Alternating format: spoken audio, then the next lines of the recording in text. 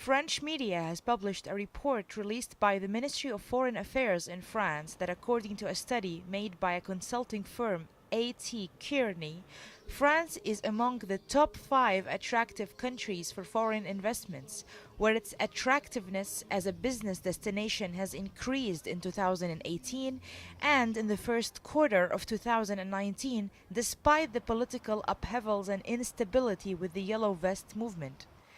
There was a major fear spread across companies and business investors where the Yellow Vest movement have created as a disastrous effect on the image of France as a safe haven for business opportunities. However, the image of violence and continuous sideline of demonstrations had not affected the overall reputation of France. According to the president of MEDEF International, Frédéric Sanchez, who believed that if you are watching the French news from the US, you would feel that as if France is in a civil war, which may have worried the representatives of the business investors abroad. The problem is that the yellow jacket emerged where you did not expect them.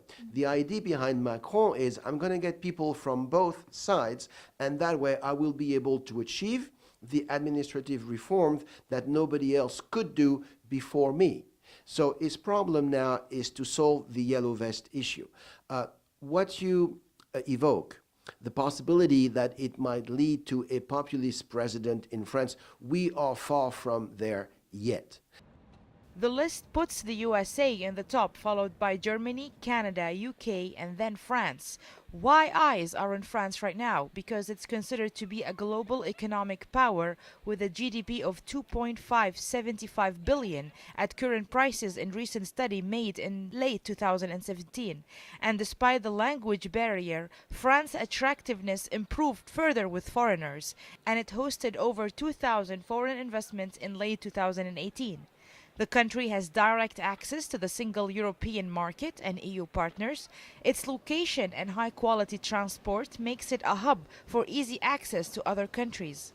One thing that has really flown under the radar is that the Eurozone has had officially a lost decade.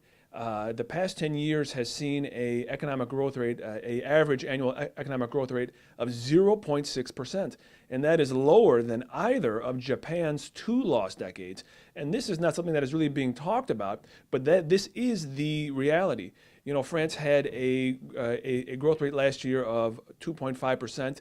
That used to be considered inadequate back in the 50s, 60s, and 70s. What's interesting about France's growth rate is that people are trying to spin this as some sort of a positive, that that the previous 9 years didn't really matter. However, the French economy is going to contract in 2019. So these quote-unquote good times, which are really rather mediocre, they're not even going to last more than 1 year. France is investing heavily in its educational system.